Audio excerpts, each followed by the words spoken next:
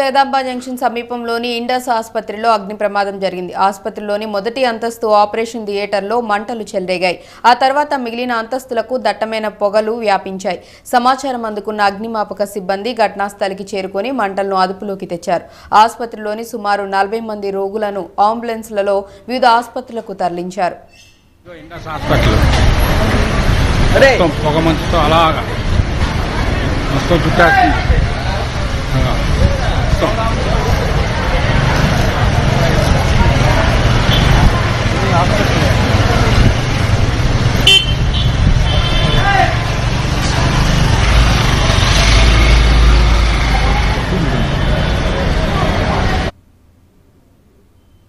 ఆసుపత్రి పై అంతస్తులోని అత్యవసర విభాగాల్లో ఉన్న రోగులను నిచ్చెనల సహాయంతో కిందకి తీసుకొచ్చారు.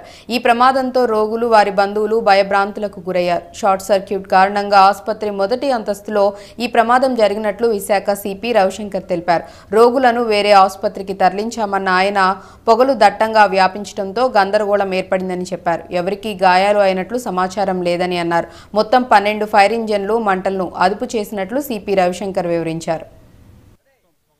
అలాగా